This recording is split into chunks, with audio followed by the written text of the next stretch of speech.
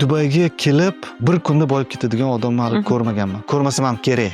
Unaqa bo'lmaydi. Lekin sizda shunaqa bo'lganmi? Hammasini tashlab O'zbekistonga qaytaman degan fikr Bo'lgan. bo'lganmi? Oyimga telefon qilib yig'laganman. Oy, ketaman deganman. Dubayda pul topish oson deb o'ylashadi hamma. Yo'q.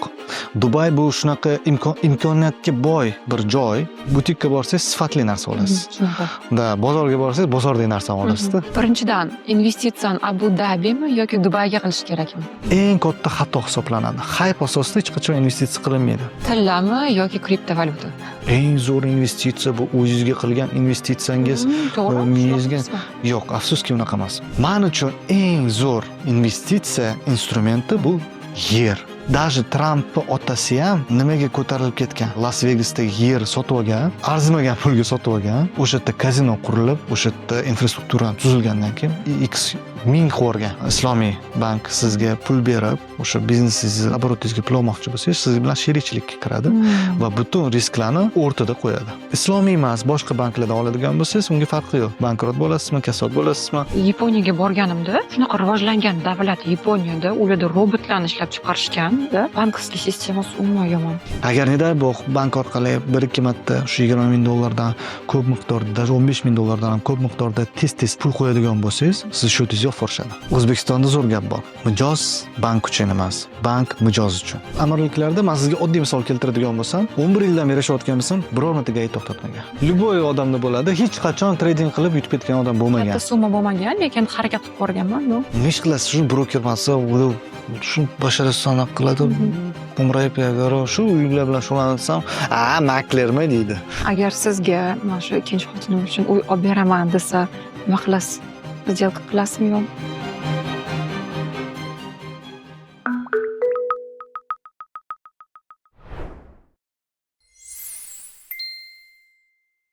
Haris, xush kelibsiz bizning podkastimizga. Rahmat kelganingiz uchun. Men o'ylaymanki, bugun juda ham qiziq mavzularni ommaga chiqaramiz. Assalomu alaykum Shahnoza. Xursandman. Assalomu alaykum. Taklif qilganingiz uchun. Sal bitta kichkina detalni aytib ketib o'tmoqchiman. Men oldingi podkastlaringizni ko'rdim. Stil o'zgardimi? Sizga mabodo meni xotinim yozmadimi? Yo'q, xotiningiz yozmadi, lekin rostdan ham charchadim boru. Bunaqa obrazna rokovой женщина. Tushunaman. O'shaning uchun bugun natsionalniy kiyimda shunaqa skromniy bo'lib o'tiribman. Rahmat. Meni juda xursand qildingiz. Biz endi o'sha 11 yildan beri Birlashgan Arab Amirliklarida yashab, istiqomat qilib, faoliyat yuritib kelamiz. Biz uchun bunaqa naryadlar как бы natsional dostoyaniya sifatida ko'rib xursand bo'lamiz. Men o'zimga ham juda ham yoqadi. Mana shunaqa natsionalniy kiyimlarda chiqish. To'g'risini siz topdingiz. Sizniki to'g'ri. Men charchadim shunaqa obraz разлучницы bo'lishga, o'shaning uchun. Qarang, mana shu temani ko'taradigan bo'lsak, bizda O'zbekistonda hozir juda ham aktualni. Nimaga? Masalan, xotini bor erkaklar juda ham такой дерзкий gapirib qo'yishadi. Bu уже normaga kirib qolgan shekilli, bilmadim. Juda ham ko'p uchraydi O'zbekistonda. Dubayda qanaqa ahvol? Arablar o'rtasida shuni aytib bering. Menga juda ham har doim qiziq. Chunki arablardan kelgan-ku bu narsa. Musulmon xalq. Endi to'g'ri, bu diniy nuqtai nazardan qaraydigan bo'lsak, arablardan kelib chiqqan bu narsa. Ikkinchi xotin olish, uchinchi xotin olish.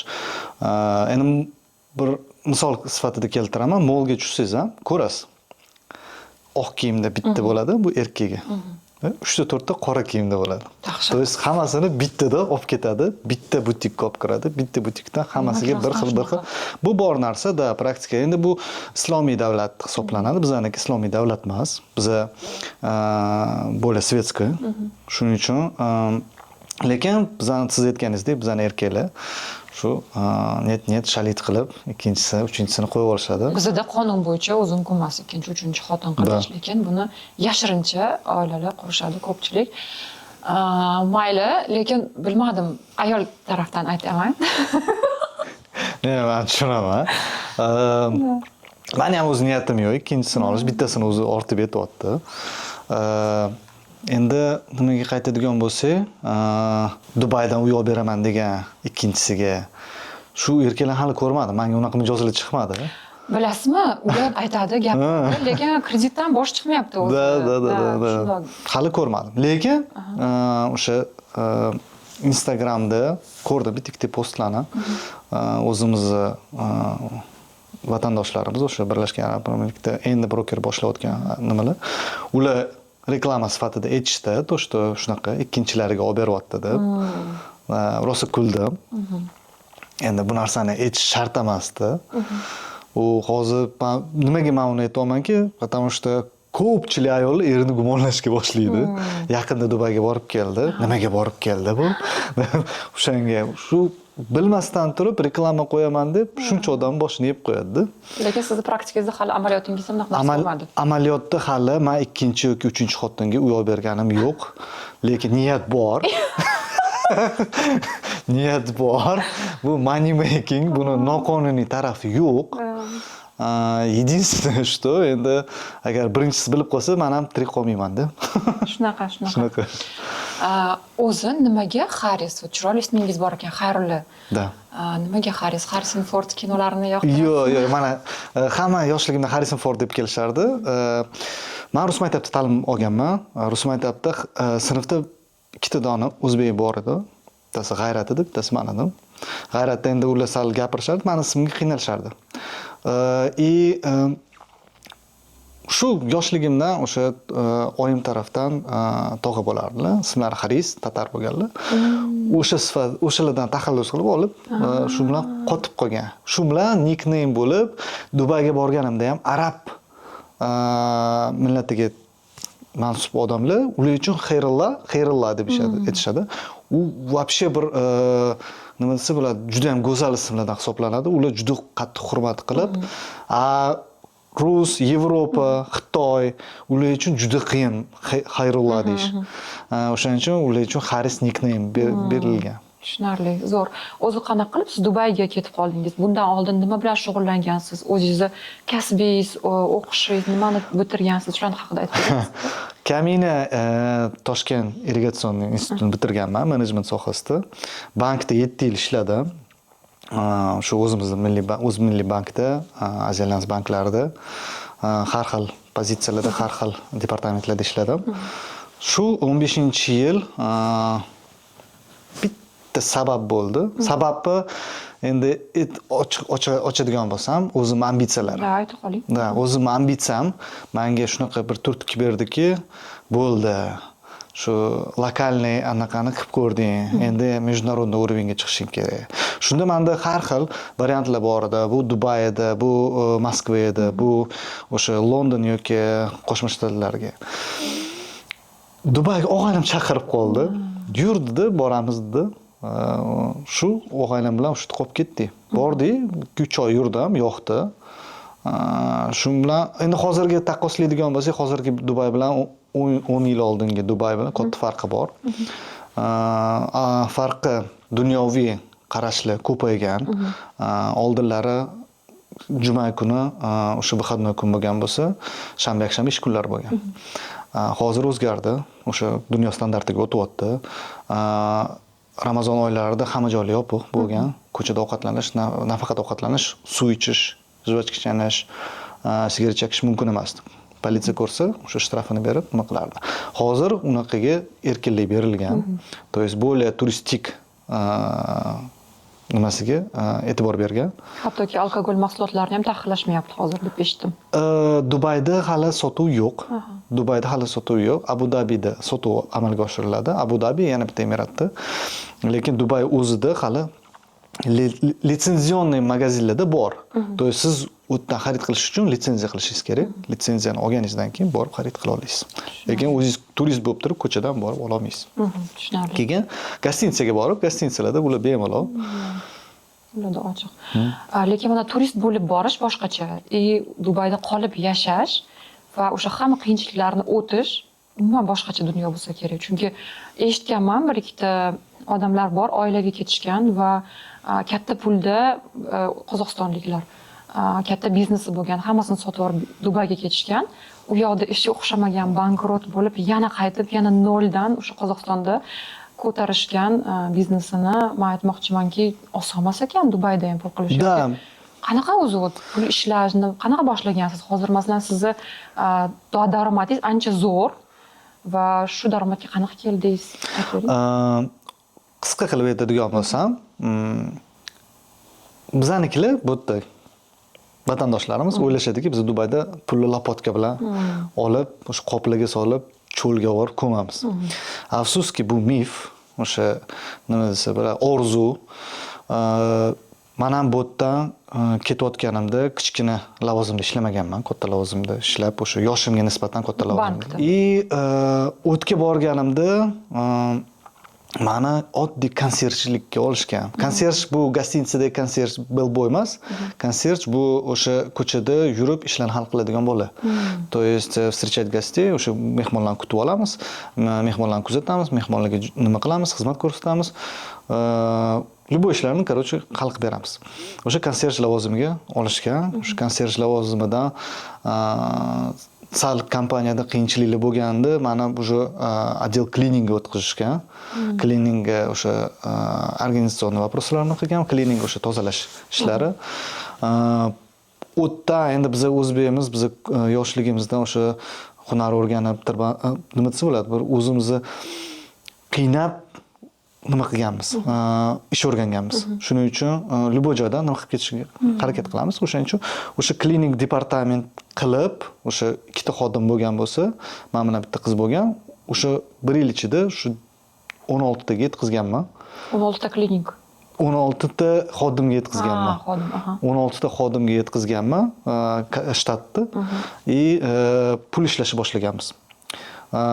Korxona unga вообще nima qilmagan, e'tibor ham bermagan, u o'ylamagan, to что biz pul topa olamiz deb aytganki, to что qilaver, mayli o'sha foydani o'zingga olaverasan degan.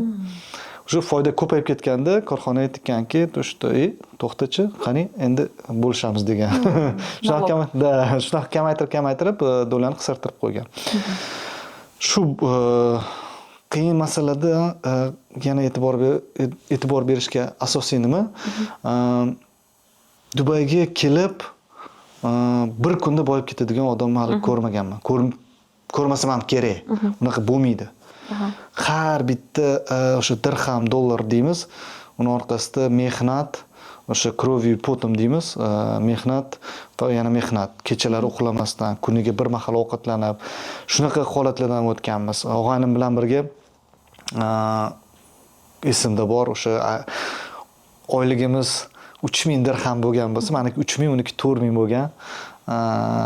Lekin shunga uy ijaraga olganmiz, mashina ijaraga olganmiz, benzin, ovqatlarimiz bilan birga rasxodlarimiz hisoblab chiqadigan bo'lsa, 5000 lik rasxod bo'lgan bo'lsa, kishi boshiga oyligimiz 3500, 4000 bo'lgan. Hozir men shuni farq nimaga men buni aytib o'tyapman?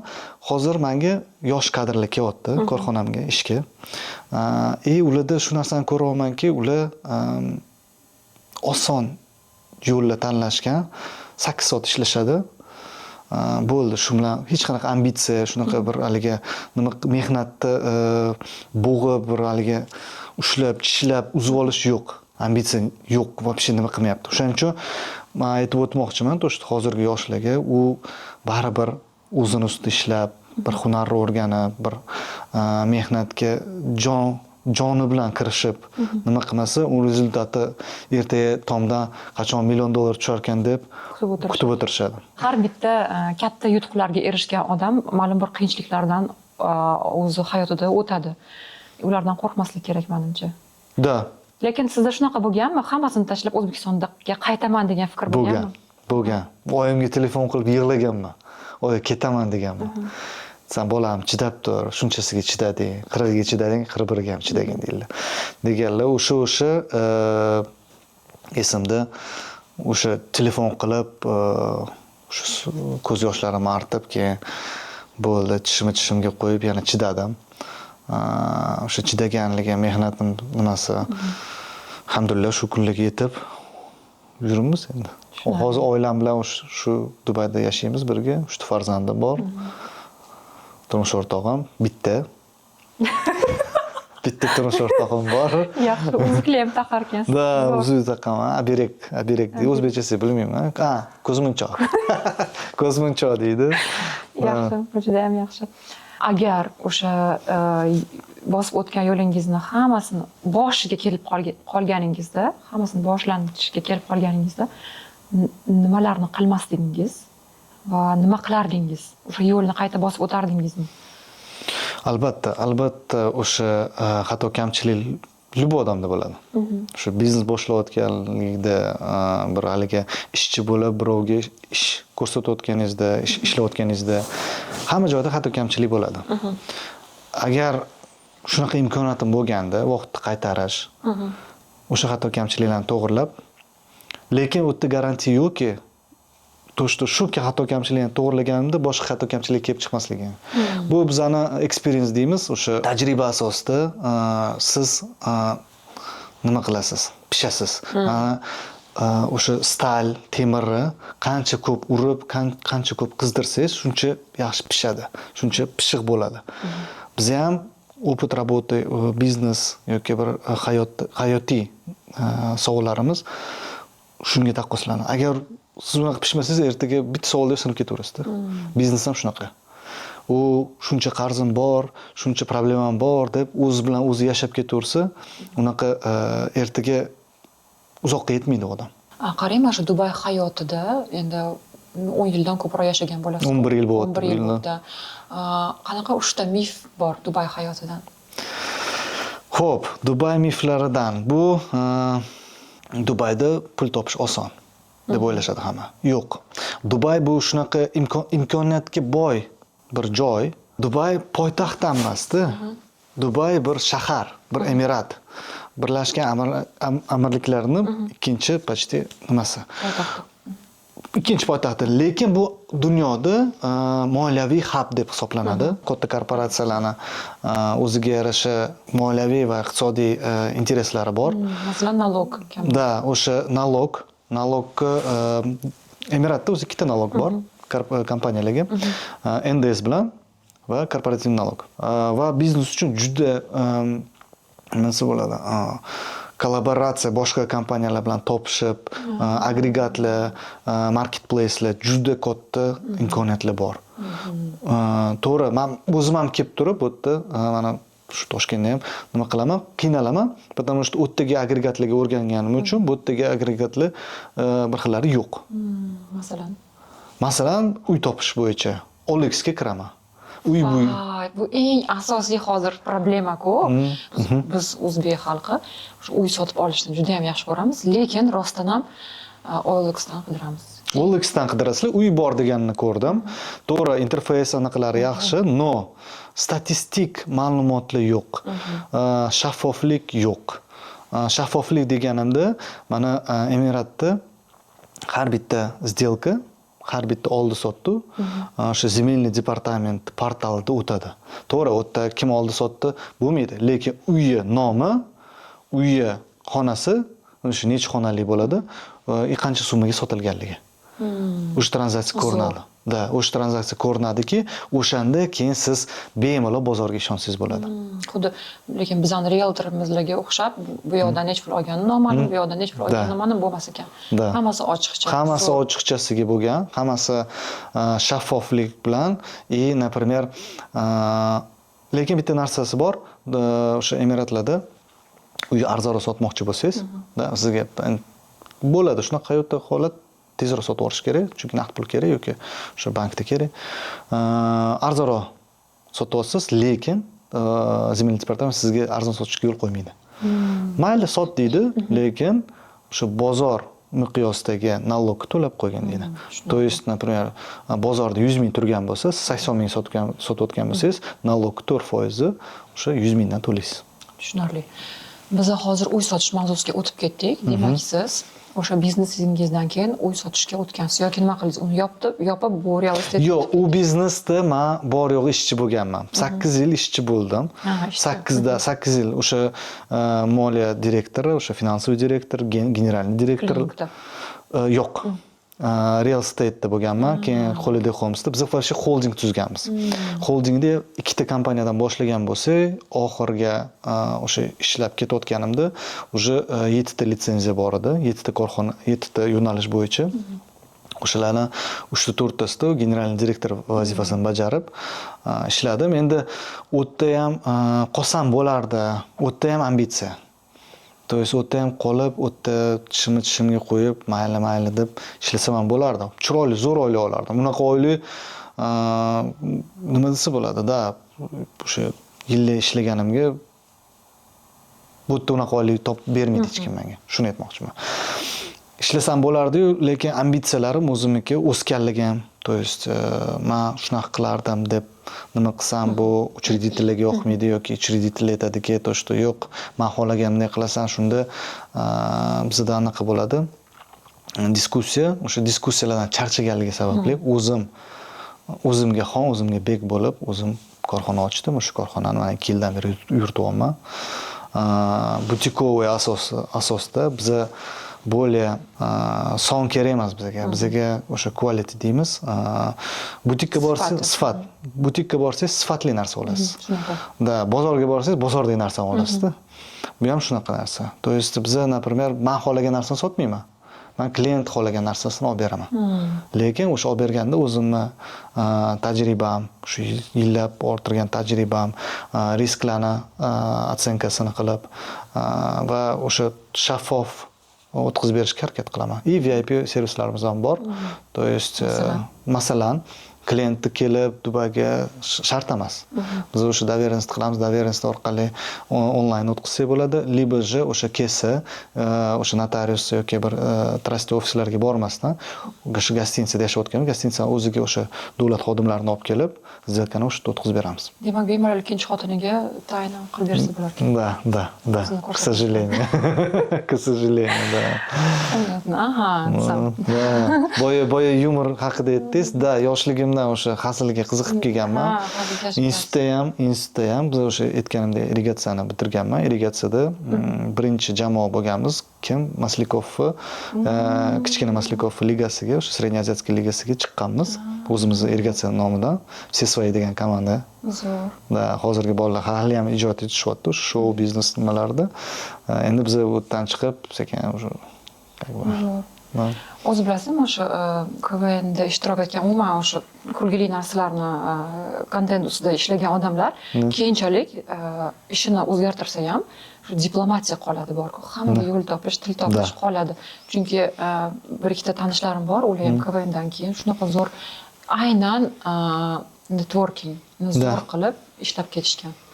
Da, chunki bizda o'tda kechalari bu KVN mana hamma ko'radiki, televizor ortida chiroyli bir sahna, lekin ortida, sahna ortida deymiz, kechalari uxlamasdan yozish, u menimcha o'ylab topish, uni qo'yish, uni ijro etish, unga rekvizit qilish. Bu shunchalik qiyin bizga berilgan. Men haligacha eslayman, o'sha 2011-yil chempion bo'lganmiz, o'sha bu yerdagi nima bo'yicha. Kechasi endi soat 12larda medalni ko'tarib, uyga kelib, ko'zimda yosh. Oyi, mana KVNdan chempion bo'ldik. Mana desam, oyim o'shanda bitta savol berganlar, shu bilan KVNni nima desa bo'ladi? Не похоронил, но все-таки anaqa qilganman. Da, oyim savol bergan, ovqatingni yeysanmi deganlar. Yo'q, vaqtida lekin. Da, ovqatingni yeysanmi dedi. Men shuncha yillab mehnat qilib oxiri shunga erishganimda. Hozir nima deydilar endi? Yo'q, конечно, tashlagansiz jurnal agentstolaringiz bor o'zingizni. Hozir ham baribir bo'laman onam uchun. Haligacha tebrab, haligacha nima qilib turadilar. So'raydilar. Biladilar, o'sha hazilkashligimni. Hozir men Instagramda oxirgi postlarim sal yumorga nima qilishni boshladim. Потому что to'g'risini aytsam, серьезный kontent men uchun emas. Серьезный kontent серьезный kontent qo'ya olaman, shaffof, to'g'ri yo'ldagi shu. Lekin u reklama sifatida emas, ekspertiza sifatida, tajriba o'sha ko'rsatilgan nimalar bo'yicha, moliyaviy nuqtai nazardan shu nimalar bo'yicha kontent qo'ya olaman. Lekin hozir ko'ryapmanki, hozir o'sha Instagram yoki bir boshqa sotsial anaqalarda ko'p Hype nima qilyapti? Juda ham ko'p. То есть, voy, anu qilyapti, voy, mana bu qilyapti. Shu bilan hype asosida boshqalar o'sha hype'ga ishonib investitsiya qilyapti. Shunaqa.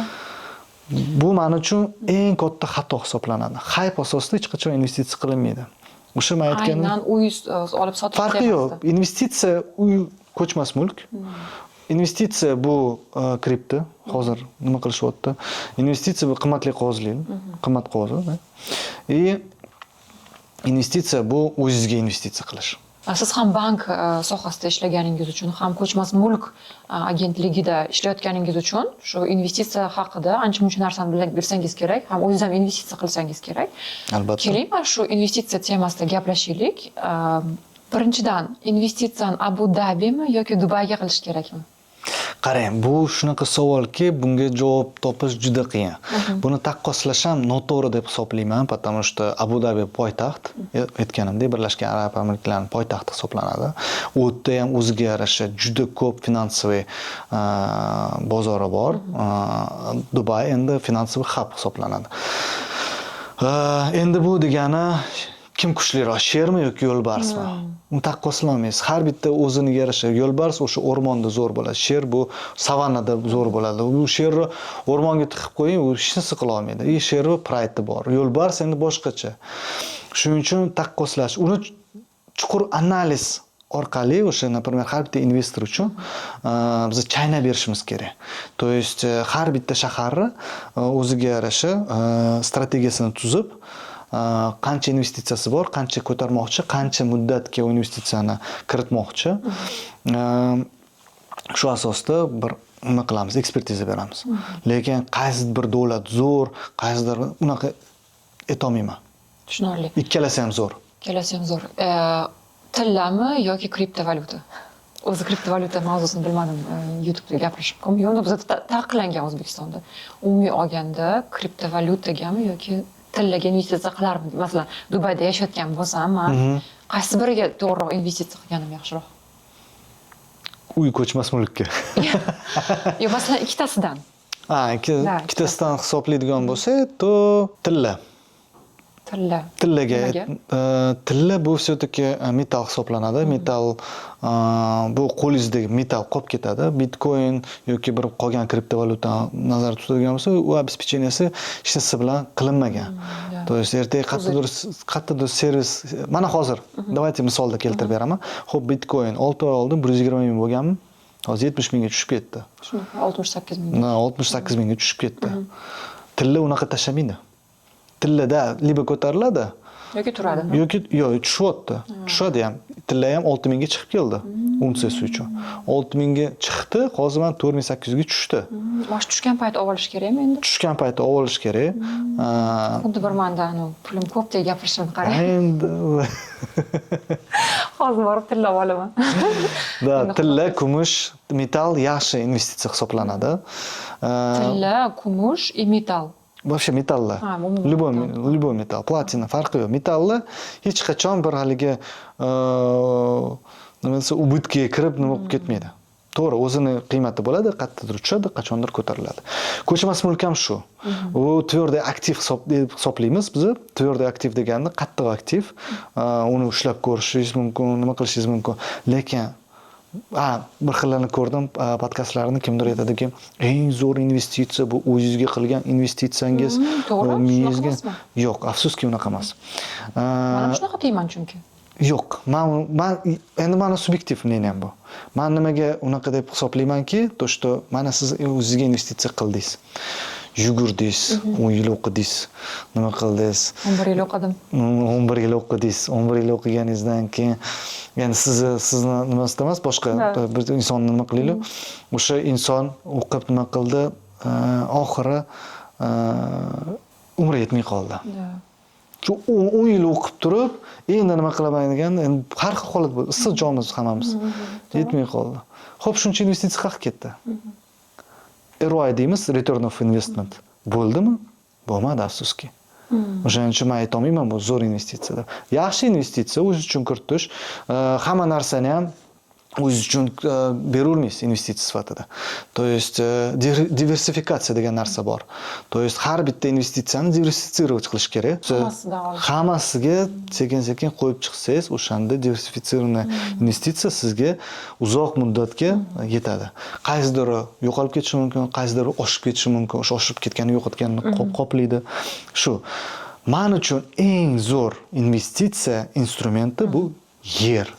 Yer. Yer. Даже kvartiralar emas. Kvartiralar emas. Почему? Потому что yani rus tilida gapiraman, Bog больше землю не создает.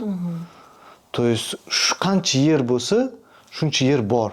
Uni faqat kimga o'tishi, kimga nima qilishi. Men kvartirani nazarda tutadigan bo'lsak ham, kvartira ham bugun bor, ertaga snosga tushishi mumkin. Shu to'g'ri. Yer hech kim snosit qila olmaydi. Yer faqat yer yuta oladi. O'shaning uchun yer eng zo'r investitsiya. Даже Trampni otasi ham nimaga ko'tarilib ketgan? O'sha yer, Las Vegasdagi yer sotib olgan, arzimagan pulga sotib olgan. O'sha yerda kazino qurilib, o'sha yerda infrastruktura tuzilgandan keyin u x10, 200, x 1000 qo'rgan. O'shaning uchun yer zo'r investitsiya, lekin uzoq muddatli. Uzoq muddatli demoqchi edim men hozir. Ammo Dubay bunga nima bo'ladi? Cheklov emas. Dubay buni uzoq muddatli investitsiya deb nima qilmadi. Mana u Dubayda 2 yil oldin olgan yerlar 40% ga oshib ketgan yerlar ham bo'ldi. Да. Почему? Потому что o'sha rayonga, infogem-planga bu community deymiz, o'sha rayon qo'yilgan. Game planni o'zida Hollywood ishini surgan boshlanmadi. Lekin narxi 40% ga oshib ketdi. Menimcha o'zimizda ham mana yangi O'zbekiston qurilyapti. O'sha kimdir vaqtida olib qo'ygan yerlarni 10 ming dollar sutkasiga olgan, 10 ming dollardan olgan, hozir 50 mingdan kamiga yo'q adashmasam. Qancha bo'ladi? Oshgan? 5 barobar x5 bergan. 500 barobar oshgan. Bu juda ham zo'r показатель. Hozir olgan taqdirda menimcha yutadi. Hozir olganda ham endi o'sish bu darajada bo'lmaydi. O'sha har bitta o'sishi bitta skachok bo'ladi, keyin sekinlashadi. O'sha inersiya bo'yicha sekinlashaveradi. Потом pastga tushadi. Потом korreksiya degani bu. Keyin yana tepaga chiqishni boshlaydi. То есть hech qachon grafik bir nimada ketavermaydi tepaga. Korreksion momentlar ham bo'ladi. В любой investitsiyada. Qimmatbaho qog'ozlar, aksiyalar, ular haqida nima deysiz? Ular ham uzoq muddatli investitsiya deb hisoblamayman. Bugun Apple bor, ertaga yo'q. O'sha 300 yillik, 200 yillik korxonalar ham bir kunda yopilib ketgan kunlar bo'lgan. O'shaning uchun qimmatbaho aksiyalar ham juda bir nima desa bo'ladi, nozik investitsiya hisoblanadi. Uni faqat краткосрочный nimasida nima qilishingiz mumkin.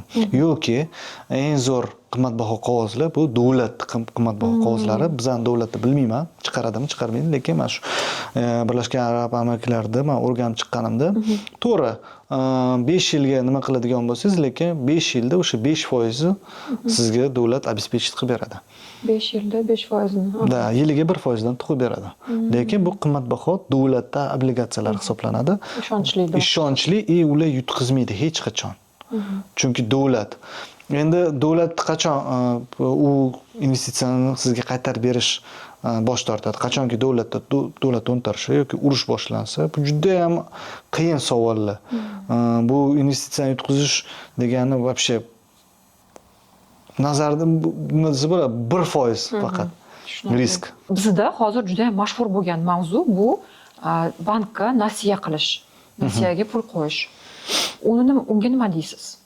Mana o'zimizning valyutada taqqoslash sifatida so'rayapsizmi yoki bu yerdagi bozordagi mavzu? Keling taqqoslaylik. Umuman bank mavzusini ham oladigan bo'lsak, xo'p. Birinchidan nasiya qilish, masalan, Dubayda bormi bu narsa? Bizda O'zbekistonda juda ham mashhur bo'lib qolgan bu tema.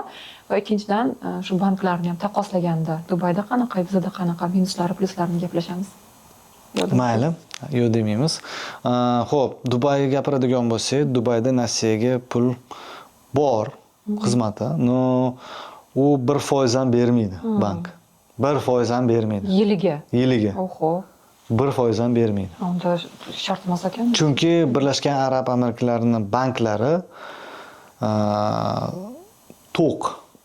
Hech qanaqa bir defitsiti yo'q. O'sha biz nalichka deymiz, nalichka yoki денежный massada hech qanaqa anaqasi yo'q, потребность. Shuning uchun ular uni основной nima qilishmaydi. To'g'ri, banklarning asosiy daromadi bu kredit hisoblanadi. Kreditdan pul topishadi.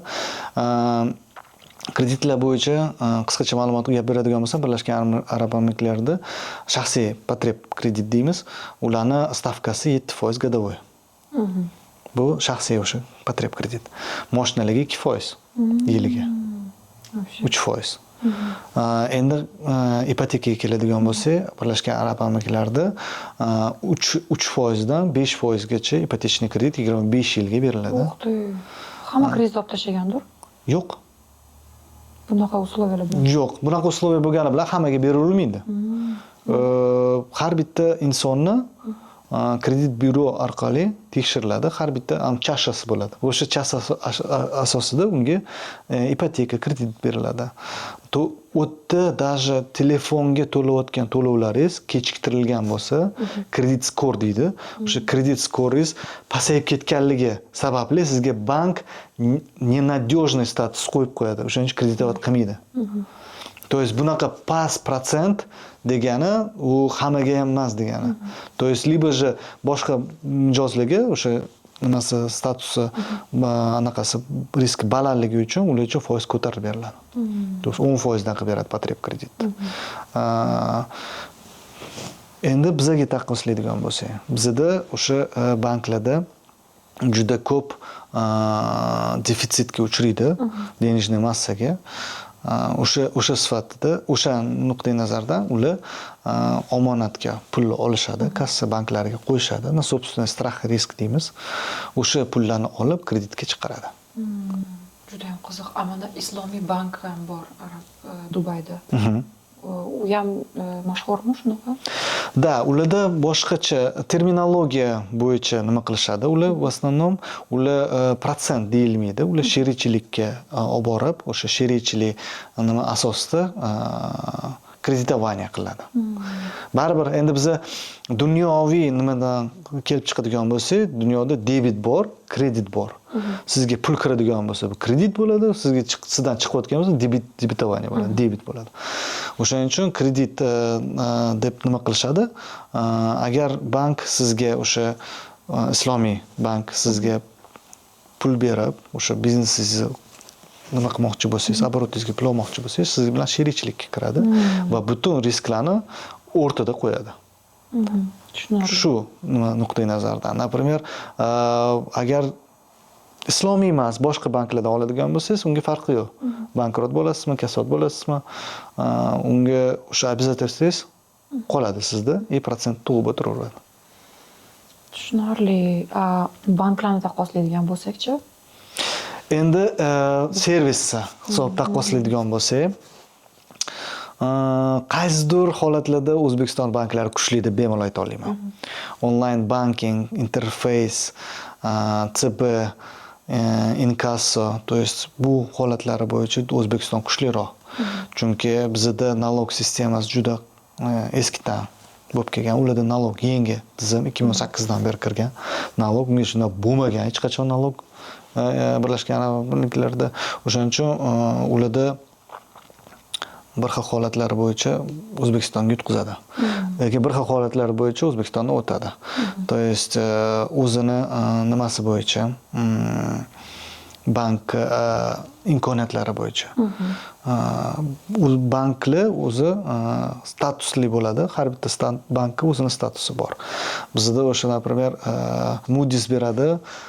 Standart bank anaqa statusi AAB, BB+, o'sha gapiravering, u masalan o'zbek tiliga qanaqa tushuntirasiz? U yoqda bor-ku bu narsa faqat. Yo'q, bu yerda bor. O'zbek Milliy bankda eng zo'ri O'zbek Milliy bank. Qolgan banklar uni kurs yo'tidan ishlatadi. Mana даже IP yo'li deymiz, o'sha platyoshkalar qiladi-yu. Borib NBUga borib beradi. NBU pullar chiqaradi. IP yo'linikini, qolgan banklarnikini. Hamma pul NBUdan chiqadi. Voy, mana shunaqa narsalarni bilmaskanman, qarang. Межбанковский расчетный центр bor. Zo'r. Lekin mana bitta narsani esladim. Mana Yaponiyaga borganimda, shunaqa rivojlangan davlat Yaponiyada ularda robotlarni ishlab chiqarishgan-da, bankovskiy sistemasi umuman yomon. Men borib faqat kesh ishlatganman. Karta umuman o'tmaydi. juda ham uzoq mana bu kartalarni ishlashi, переводlar, boshqa narsalar ular o'rganmagan. Rostdan ham mana koshlyokim yarmi to'la tanga, yarmi наличный nima? Naqd pul. Naqd pul edi. Va eng qulay sistema ularda mana shunaqa naqd pul bilan ishlatish. Hayron qoldim. Bizda ming marta yaxshiroq edi shu bankovskiy sistema. O'shaning uchun bunga ham hayron qolganman, to'g'risini aytsam. Qarang, Birlashgan Arab Amirliklarida naqd pulga juda qattiq qarashadi, yoqtirishmaydi. Chunki naqd pul bu nima desa bo'ladi? Juda qiyin davlat kontrolida ushlash. Ko'p nezakonniy operatsiya deymiz, naqd pulda o'tadi. O'shanga qarshi kurash sifatida o'sha anti-money laundering deymiz, AML, o'sha bank tizimlarida ular naqd pulga qarshi, например, o'zingiz pulingiz, o'zingizning $20,000 pulingiz bor. O'shani shotingizga qo'ymoqchisiz. Uni ikkita yo'li bor. Liba bankomat orqali qo'yasiz, liba o'sha bank filialiga borib, o'sha teller kassir приходный order orqali shotingizga qo'yasiz. Shotda savol sizga tug'iladi. Xo'p, menga o'sha qayerdan kelib chiqyapti shu pul? Isbotlab ber deydi. Nima deysiz? Men O'zbekistondan olib keldim deysiz. O'zbekistondan olib deklaratsiyani ko'rsat. Deklaratsiya qilmadim desa, unda O'zbekistondan olib kelmagansan pulni deyapti. Shunaqa qilib siz sarson bo'lasiz. Agar nida bu bank orqali 1-2 marta shu $20,000 ko'p miqdorda, даже $15,000 ham ko'p miqdorda tez pul qo'yadigan bo'lsangiz, siz shotingizga yo'qforishadi. Boyagi O'zbekistonni eng kuchli tarafi banklar bo'yicha taqqoslaganda, O'zbekistonda zo'r gap bor. Mijoz bank uchun emas, bank mijoz uchun. Birlashgan Amirliklarda teskarisi. Ular mijozda nujdasi qilmaydi, defitsiti yo'q. Ularda tiqilyotibdi mijoz. Puli ham tiqilyotibdi. Ularga kerak emas. Ularda faqat o'sha qonuniy ishlab, qonun nimasida risklarni kamaytirgan holda nima qilish. Mana, например, 2022-yilda o'sha dunyoviy savol nimalar kelib chiqqanda, muammolar kelib chiqqanda, davlatlararo o'sha bir xil millatlarni bankskiy shotlarini yo'qfordi. Gaplashib olib o'tirman. Shuni yo'qfordi. U odamlarga ham u o'tdagi pullarni qo'lingizga bermaydi, naqd pullab. Qo'lingizga menejer chek beradi. Bankskiy chek. U degani siz shotingizdagi pulni bank tranzitniy shotiga o'tadi. O'sha tranzitniy shotdagi asosan u bankskiy garantiyniy chek beradi. Bank. O'sha chekni faqat bankskiy shotingizga qo'ya olasiz, hisob raqamingizga. Sizda yo'q bo'lsa, boshqa bankda ochish u millat uchun juda, давайте не будем aniq qilish. O'sha Rossiya Federatsiyasi nimalari ular bankda shot ochish uchun vaqt kerak. Vaqt asosiy nima? Vaqt. То есть 1-2 kunda ochib bermaydi bizga o'xshab. Eshitganman. Da. Kamida 2 hafta ko'riladi. Ularniki yuqori risk darajadagi davlat hisoblanadi ular uchun. O'shaning uchun qo'p u shotni ochgan taqdirda u menejer chek qo'yadi, bankda savol tug'iladi. Qayerdan pul? Shu bankdan deydi. O'tda nima qotdi puling deydi. Shunaqa yo'qforishdi desa, tapti bu ham yo'qforadi. Voy, qanaqa chiqarsa bo'ladi pulni keyin? O'shaning uchun o'zini nimalari bor, protseduralari, o'zi вообще berkitish kerak emas. Ochiqni gaplashish kerak. Любой bank bilan.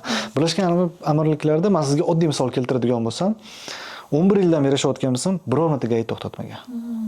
Qonunni buzmasangiz, qonunga xilof ravishda ish tutmasangiz, sizga hech kim hech narsa demaydi.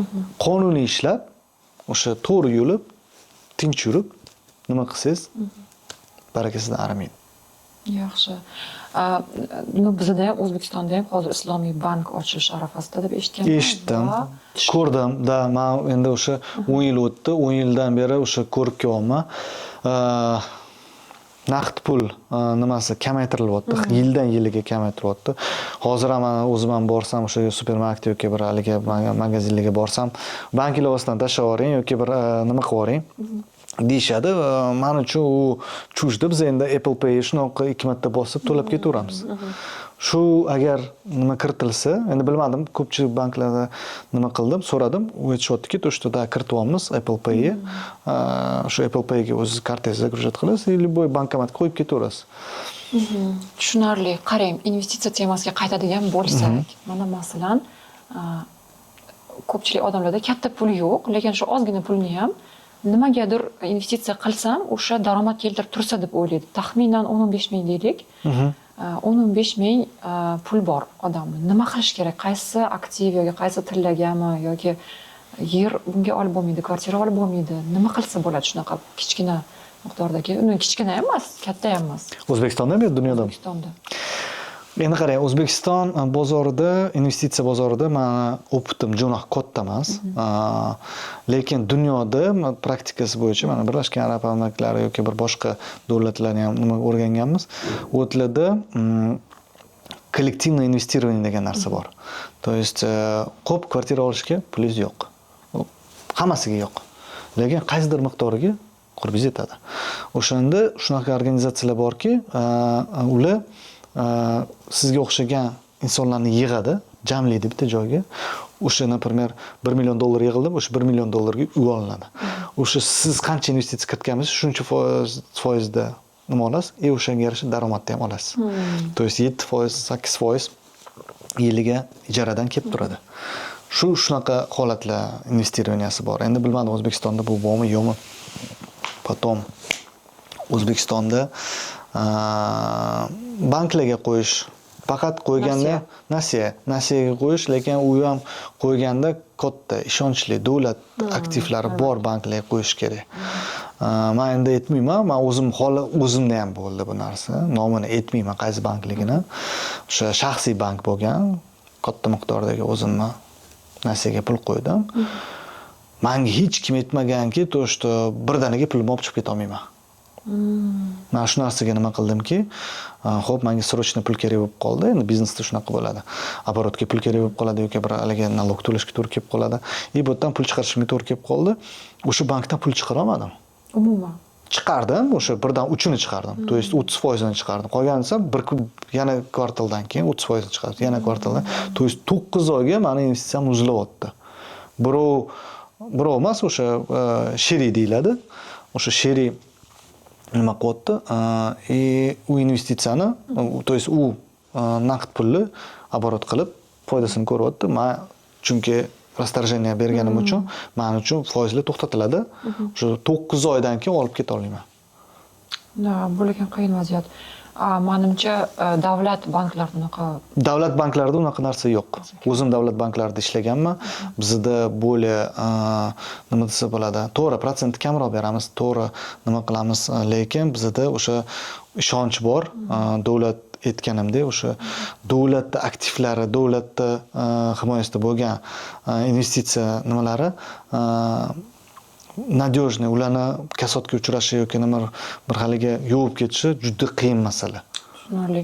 Adashmasam, davlat banklari ham ma'lum bir miqdordagi summaga garantiya beradi. Taxminan $10-15 ming ga garantiya beradi. Qolganiga bizlar javob bermaymiz deyishadi. Adashmasam shunaqa. U narsa bo'yicha men sizga aytolmayman.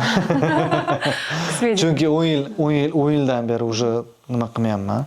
Bilmayman. O'zi oldinlari o'sha har oy o'zgarish kiritilardi bank sistemasida. Chunki biz har doim o'sardik, har doim nima qilardik. O'shaning hozir 10 yil ichida nimalar o'zgargan, nimalar qiziqmadim. To'g'risini aytaman, vaqtim yetmadi bu narsa uchun. Shuning uchun o'zim ham investitsiya temasiga juda ham qiziqaman. Kategoriya bir xil qizlar borki, masalan, Cartier или investitsiya deydi-ku. Menda shu investitsiyada tema. Men o'sha Cartier boshqa brendlarni olmayman, lekin shu investitsiya qilsam, to'g'ri, men uchun bu qanaqadir sложная matematika, lekin juda ham qiziqaman. Bilasizmi, endi trading temasini menimcha bilmadim, qanchalik ochish mumkin yo'q. Trading qilib ko'rganman, hattoki va yutqizgansiz. Конечно, albatta. Bu любой odamda bo'ladi. Hech qachon trading qilib yutib ketgan odam bo'lmagan. Katta summa bo'lmagan, lekin harakat qilib ko'rganman. Bu degani taqqoslaydigan bo'lsa, tradingga bu o'sha startaper, bir haliga biznes ochayotgan, bir haliga tadbirkor deymiz. Faqat short base deymiz, uni juda qisqa umri bo'ladi. Juda qisqa, to есть, например, chepa ochadigan bo'lsangiz ham 1 yil ishlab turib kasod bo'lishingiz mumkin.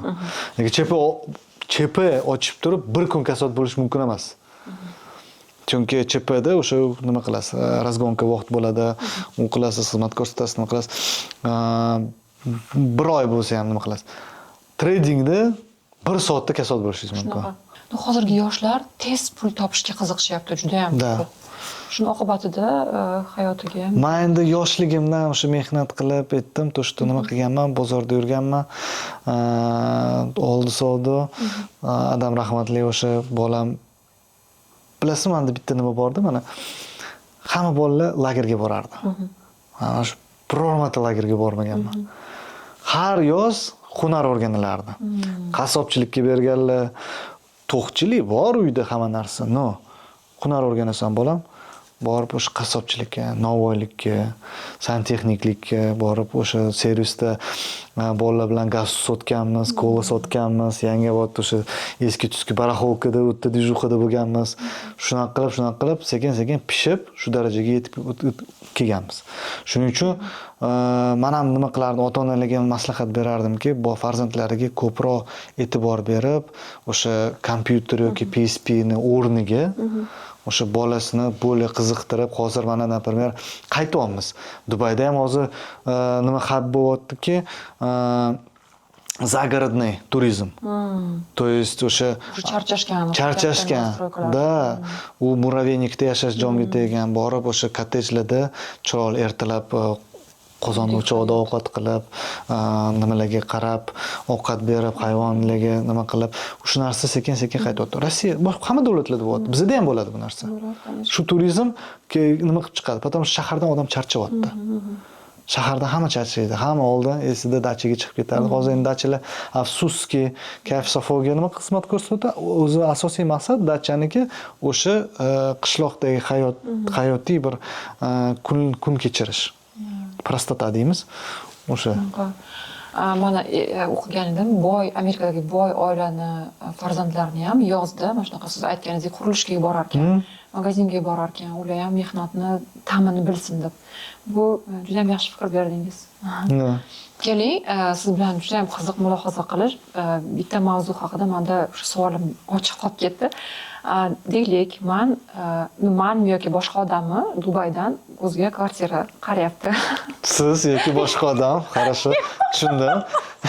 Men u odamni hali tanimayman. Lekin ular bilan gruppa tuzib, Men aytmoqchi edim, men misolimda yoki boshqa odam misolida olsak, masalan, to'g'ri, men qiziqqanman, menga har xil real estate'lar o'zlari shu 1 yil, 1,5 yil atrofida doim yozishadi, nima qildingiz? Olasizmi, yo'qmi? Bilasizmi? Ishonch unaqa yo'q. Chunki ko'p eshitganman, masalan, hamma o'sha real estate'da ishlaydigan nimalar ham, agentlar ham hammasi toza ishlamas ekan. Moshenniklar ham bor ekan ichida deb eshitganman. Qanaqa qilib, masalan, ularga duch kelmaslik uchun nima qilish kerak? Masalan, siz borligingiz haqida ko'pchilik bilmasligi mumkin. Nima, masalan, punktlarni aytib bering. Mana shu punktlar bo'lsa, demak, u yoqda nimadir toza emas. Men Instagramimda ham oxirgi postlarni qo'ydim, to что menga Toshkentga kelishimdan oldin dibjoz chiqdi vatandoshimiz. Tushuntirib beryapti nima bo'lganligini. O'sha o'zbek broker deymiz. Давайте так, parallel qilib beraman. Broker bu o'sha ko'chmas mulk bilan shug'ullanadigan bir spetsialist. O'zimizni milliy tilda gapiradigan bo'lsak, makler. Makler, hamma tilda gapiradi. Broker nima? Makler. O'sha mehmonlar kelsa, nima ish qilasiz? Shu broker emas, ular shu basharasona qiladi, qo'mrayib yagaro, shu uylar bilan shug'ullanatsam, maklermi deydi. Shunaqa. Endi to'g'ri, makler bu nima emas. Broker bu o'sha yerdagi bir Dubaydagi makleri переводы. Da, shunday. Xo'p, makleri asosiy nimasi vositachi hisoblanadi. U dallol sifatida sotuvchi bilan oluvchini nima qilib beradi? Xo'p, birlashtirib beradi.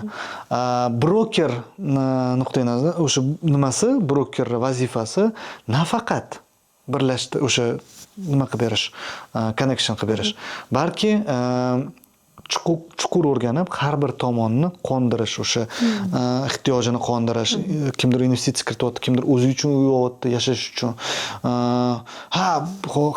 Hype deb mana bino qurilayotgan ekan. Xo'p, u bino qurilyapti. Uni yonida nima bor? Qanaqa maktab bor? Qanaqa nima hospital bor? Qanaqa community bor? Kim o'zi nima qiladi? o'shanga nima qilish kerak? E'tibor berish kerak. Ko'pchilik nomga, brendga e'tibor beradi. Xo'p, brendovый narsa olganingiz bilan u sizga qanchalik kerak? Qanchalik uni foyda ko'rasiz undan? Shuning uchun har bitta nimadan broker tanlashdan oldin uni tajribasi shu yillar davomida tajriba bo'lib kelib chiqadi. U 3 oy oldin kelib tajribali broker bo'lib qolmaydi. Bu yillar asosida o'sha uradi, yiqiladi, ko'tariladi. O'shaning asosida tajriba bo'layotganimdek temirni qancha urib, qizdirib nima qilsangiz, shuncha pishiq bo'ladi. Broker ham xuddi shu ahvol. То есть broker tanlashda asosiy nimalardan biri uni tajribasi necha yildan beri o'sha yerda istiqomat qilib keladi. Qanchalik uy oldi sotdiga nima qilgan? Aralashgan. O'sha yerda bosh qo'sh bo'lgan. То есть to'g'ri, Instagramda u Bugatti'da yoki Ferrari'da yurishi mumkin. Lekin amalda bitta studiya sotgan bo'ladi. Qarang, men sizga bitta savol bermoqchiman. Oxirgi savolim. Agar sizga mana shu ikkinchi xotinim uchun uy olib beraman desa, nima qilasiz? Сделка qilasizmi yo'q? Qarang, qonunga qarshi bo'lmasa, men сделканы o'tkazaman. Bo'lmabdi. Nimaga buni aytayapman? Qarang. Nimaga buni aytaman? Почему? Потому что Birlashgan Arab Amirliklarida ikkinchi xotinga ruxsat bor. То есть agar millat sifatidan so'rayotgan bo'lsangiz, O'zbekistonda unaqa сделканы o'tkazmayman. Bu qonunga xilof. O'zbekistonlik bilan. Da. Yo'q. O'zbekistonlikga ham olib beraveramiz, farqi yo'q. Ha, yo'q, farqi yo'q. Pul to'lasa bo'ldi. Pul to'lasa bo'ldi. Любой muzika, за ваш каприз deydi. Ne, uni nimasi yo'q. Bu to'g'ri. Avvalambor bu broker ham aybi bo'lmaydi. To'g'ri. Broker o'zining ishini qilyapti. Qonun nuqtai nazaridan ish qilyapti. U bir haliga nima qilayotgani yo'q. Lekin tan olaman, agar broker borib o'sha ikkinchi xotini bor odamga qulog'iga quyib, to'shda ikkinchisiga uy olib bering. Bu noto'g'ri-da. Bu noto'g'ri. Agar klient o'zi chiqib turib, shunaqa uy olma. Biz endi o'sha praktikamiz asosida so'raymiz, nimaga olyapsiz, qaysi maqsadda olyapsiz. Bir xil aytadi, bir xil aytmaydi. O'sha nima qilamiz? O'zimiz ekspertizamizni beramiz. To'shda shunaqa holat bo'ldi. Biz o'zimiz tomoshabinlarimiz uchun siz nomingizdan masalan nimadir как priz qilsak bo'ladi, masalan eng zo'r kommentariy qoldirgan ishtirokchiga masalan deylik sizni bepul konsultatsiyami yoki masalan sizga agentvingizga murojaat qilsa qanaqadir skidka beraman. Wow. Skidka beraman o'sha. O'zim kommentariy yozib 50% chegirma beraman har bitta nimasi uchun. Plus еще o'sha uy olingan qaysi, например, uy olib bersak, u klient mijozimizga o'sha vizasi tekin bo'ladi. Wow. То есть rezidens Dubayda o'sha uy asosida 725 ming dirhamdan yuqori olingan har bitta uy uchun ular vizaga nima qilishadi? Haqqi bor. Juda zo'r. Da, agar o'sha qaysi zo'r komment qoldirsa, endi tanlaysiz. Birgalashib, da. O'sha nimasi komment asosida unga viza uyini asosida viza xarajatlar tekin bo'ladi. Zo'r. Demak, podkastimizni oxirigacha ko'rib, o'zini fikrini qanaqa o'tganlik haqida fikrini yozgan eng zo'r kommentariga shu prizni beramiz. Rahmat sizga bunaqa zo'r podkast uchun. Juda ham qiziq bo'ldi men uchun aynan. O'ylaymanki, siz bilan boshqa yana mavzularni ko'taramiz. Sizga ham katta rahmat Shahnoz, chaqirib mehmonga suhbatga chaqirganingiz uchun. Endi, как говорится на русском, мяч на нашей стороне. Endi biz sizni chaqiramiz. Sizni Dubayga o'sha yaqindan bir ko'rsatib, amalda deydi. O'sha amalda qayerda nima borligini, qanaqa turmush, o'sha hayot nima qilishi, yashashi, hammasini ko'rsatib nima qilamiz? Kutib qolamiz yaqin kunlarda, agar Xudo xolasa imkoniyatingiz, vaqtingiz bo'lsa, o'tsangiz, shu sizga Dubay vaqtini ko'rsatamiz. Jon deb boraman. Menga bu tema juda ham qiziq. Zo'r. Rahmat. Keyingi man o'ylaymanki sizlarga bu tema juda ham qiziq bo'ldi. Ko'rguncha xayr. Rahmat.